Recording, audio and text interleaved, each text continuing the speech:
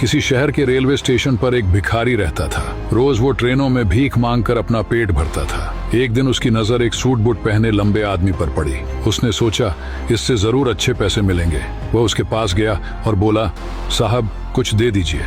लंबा आदमी मुस्कुराया और बोला, तुम हमेशा मांगते ही रहते हो, कभी किसी को कुछ देते भी हो?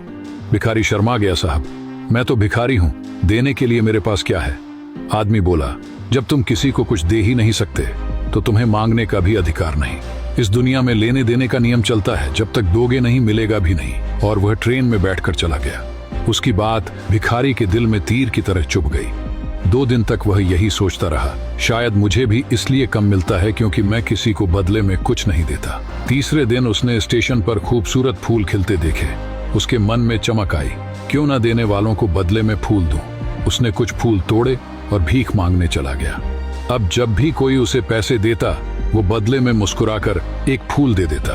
लोग खुश होते और उसे पहले से ज्यादा पैसे देने लगे। भिखारी समझ गया, देने में ही पाने का रहस्य है। एक दिन वही लंबा आदमी फिर स्टेशन पर दिखा। भिखारी दौड़कर गया, साहब आज मेरे पास आपको देने के लिए फूल है, आप मुझे पैसे दीजिए, बदले में मैं आपको फूल दूंगा। आदमी मुस्कुराया, वाह अब तुम भी एक व्यापारी बन गए। भिखारी की सोच बदल चुकी थी। अगले दिन से वह स्टेशन पर नहीं दिखा। 6 महीने बाद वही स्टेशन 2 सूट बूट पहने व्यक्ति आपस में मिले। एक बोला, कहो पहचाना? दूसरा बोला, नहीं। पहला मुस्कुराया, हम 2 बार इसी ट्रेन में मिल चुके हैं, मैं वही भिखारी हूँ। दूसरा व्यक्ति हैरान, ओह तुम वही, लेकिन अब तुम कहाँ जा रहे हो? वह गर्व से बोला, फूलों का बड़ा व्यापारी बन गया हूँ। लोगों ने मेरी भीख नहीं खरीदी, मेरे फूल खरीदे। आपने सिखाया था जब तक हम कुछ देते नहीं हमें मिलता भी नहीं।